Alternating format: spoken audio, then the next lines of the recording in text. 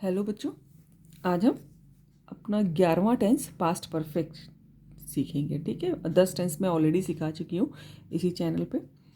Now past perfect tense. तो see the rule first. इसका पहले रूल होता है कि सब्जेक्ट सबसे पहले रखते हैं had as a linking verb. ठीक है, लिंकिंग वर्ब, फिर मेन वर्ब की third form has have had के बाद क्योंकि हमेशा थर्ड फॉर्म आती है, और फिर ऑब्जेक्ट। ठीक है, और इस टेंस में हम बिल्कुल सिंपल सेंटेंस ना करके थोड़े कॉम्प्लेक्स सेंटेंस लेंगे। तो सबसे पहले इसमें ये सीखना है हमको कि इसमें ज़्यादातर दो कामों का वर्णन होता है। ठीक है, दो काम, और लेकिन दोनों काम ही भूतकाल में समाप्त हो चुके होते हैं। ठीक है, देखिए जैसे कि तुम्हारे आने से पहले मैं घर जा चुका था, मतलब कि वो आ भी गया था और वो उससे भी पहले वो घर जा चुके थे, और दोनों देखिए पास्ट टेंस में है। ठीक है, अब इसको ध्यान से पढ़िए। तुम्हारे आने से पहले मैं घर जा चुका था, कि जब तुम आए थे उससे पहले मैं घर जा चुका था। तो दोनों काम पास्ट टेंस में हुए हैं और दो काम हुए हैं। तो अब इसमें देखना ये है कि जो काम पहले हुआ है इसमें से, कि तुम पहले आए कि मैं घर जा चुका था, तो जो काम पहले ही हुआ होता है इन दोनों कामों में से, उसके संग हैड और third form of the verb आता है।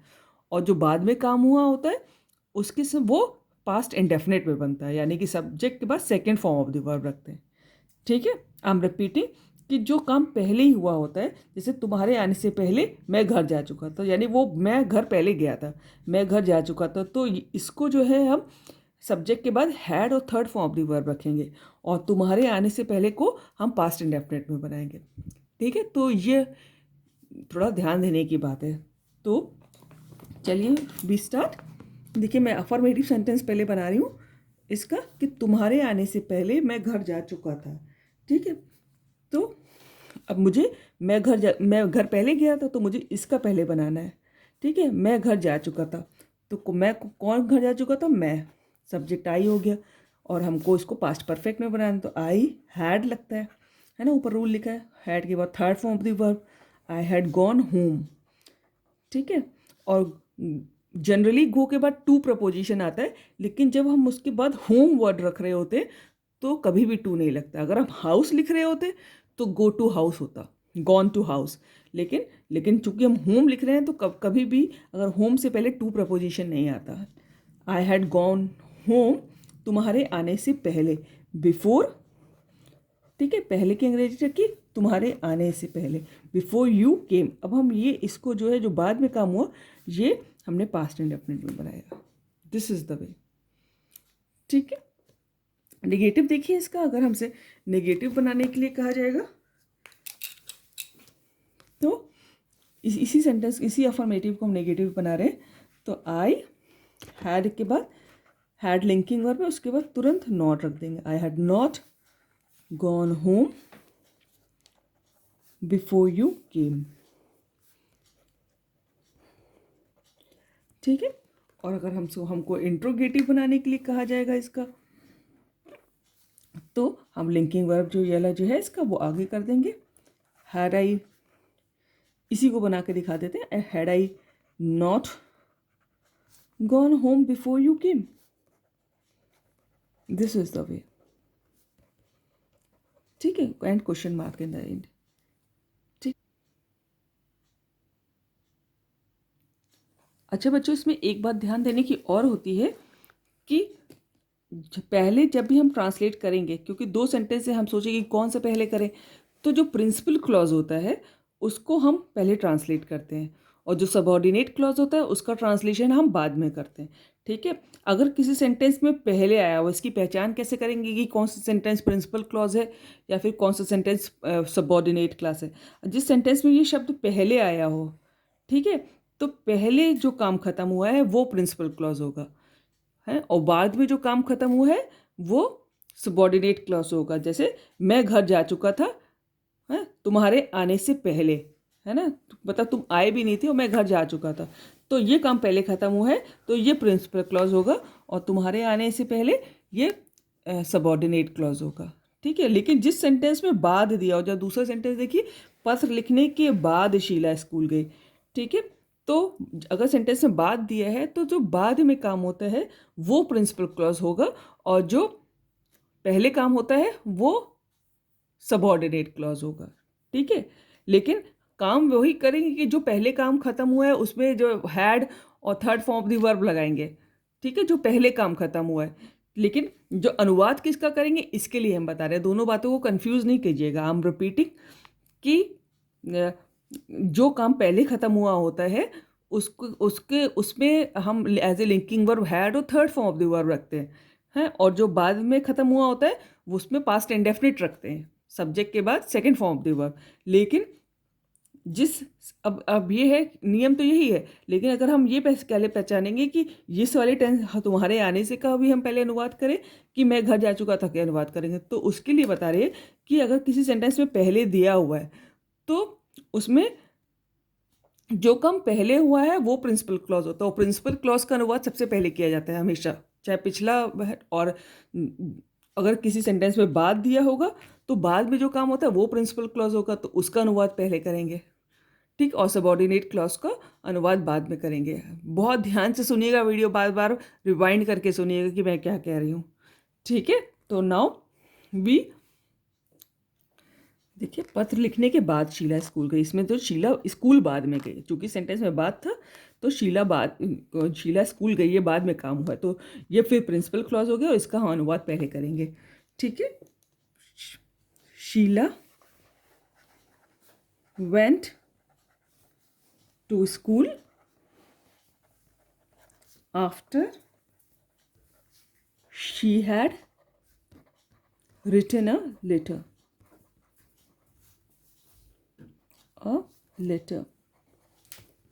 ठीक है,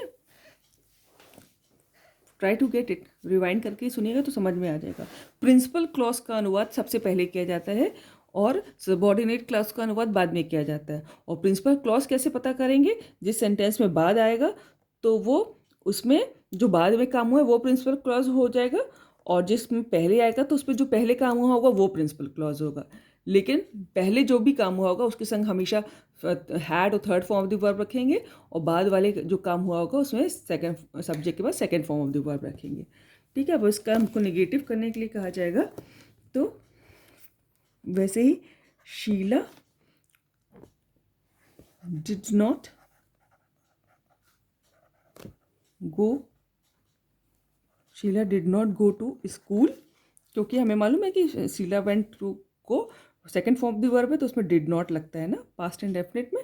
Sheila did not go to school after she had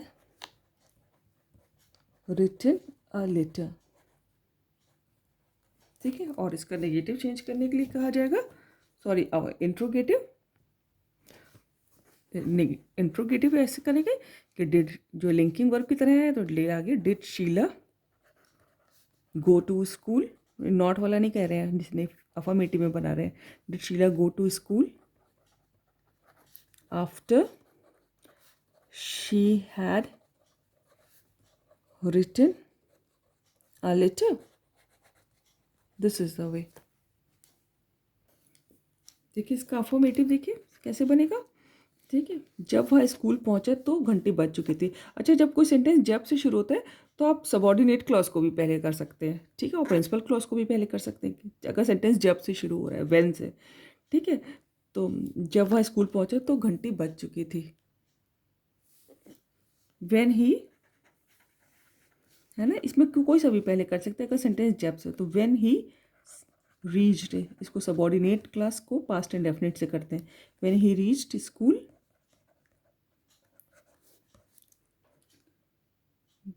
when he reached the bell had rung, ठीक है।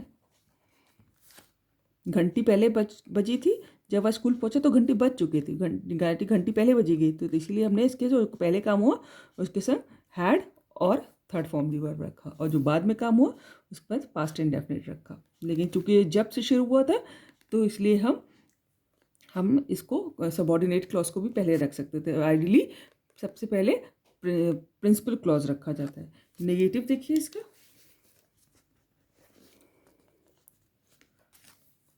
When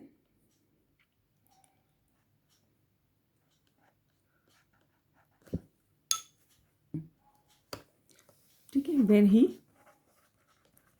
reached school, the bell had not rung. ठीक है, अब क्या बनेगा, जब वह स्कूल पहुंचा तो घंटी बज चुकी थी, इसका नेगेटिव क्या बनेगा, जब वह स्कूल पहुंचा तो घंटी नहीं बज चुकी थी, तो द बेल हैड नॉट रंग। इंट्रोगेटिव देखिए, देखिए अब इसको हम पहले हमने सबऑर्डिनेट क्लॉज को करके दिखाया, हम प्रिंसिपल क्लॉज को भी आगे करके आपको दिखा सकते हैं कि कैसे होगा।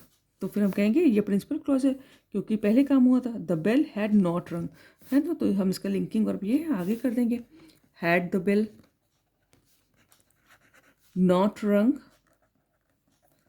या फिर अगर नॉट काट दीजिए तो ऊपर वाले का बन जाएगा, हैड द बेल नॉट रंग व्हेन ही रीच्ड स्कूल। क्या घंटी नहीं बजी थी जब वो स्कूल पहुंचा। ठीक है, question mark in the end. मेरे स्टेशन पर पहुंचने से पहले गाड़ी चली गई थी, है ना, तो गाड़ी पहले गई थी और मेरे स्टेशन पे मैं बाद में पहुंचा, इसका मतलब ये हुआ, तो प्रिंसिपल क्लॉज हुआ कि पहले गाड़ी चली गई थी। तो फिर क्या करेंगे, प्रिंसिपल क्लॉज का पहले करेंगे, द ट्रेन हैड लगाएगा उसमें, हैड के बाद third form the verb, had left